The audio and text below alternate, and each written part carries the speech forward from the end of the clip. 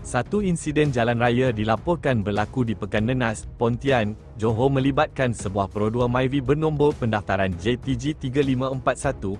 Menurut saksi, kenderaan Myvi berkenaan memecut laju dari belakang dan membunyikan hon beberapa kali walaupun lorong tersebut khusus untuk kenderaan yang ingin membelok ke kanan.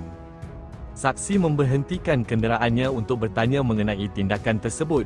Namun, pemandu Myvi didakwa bertindak agresif dengan menunjukkan gerak isyarat seakan ingin melibas tangan dari dalam kenderaan. Kejadian itu berlaku ketika saksi sedang berada di dalam kotak kuning bagi menunggu kenderaan dari arah bertentangan sebelum membelok. Menurut saksi, pemandu Myvi didakwa bersikap sombong dan menganggap jalan berkenaan sebagai hak peribadi. Video insiden itu menunjukkan situasi tegang yang hampir mencetuskan tindak balas fizikal, namun tiada kejadian serius dilaporkan. Pihak berkuasa diingatkan agar memandu dengan berhati-hati dan menghormati peraturan jalan raya demi keselamatan semua. Baru abang nak minum.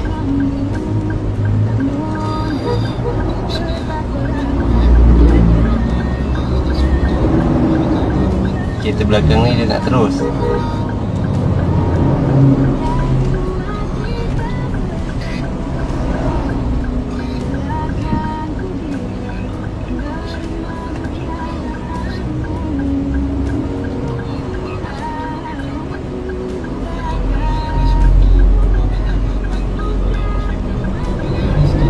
Dia nak terus, lepas tu dia ikut belakang kita, lepas tu dia nak hon-hon lah.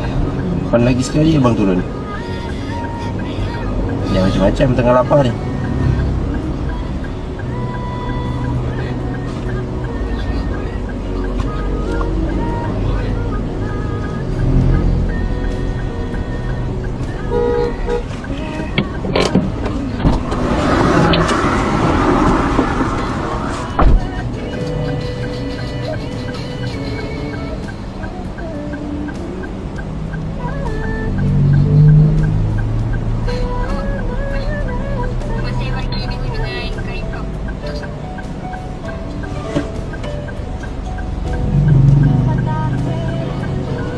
Rosak ke?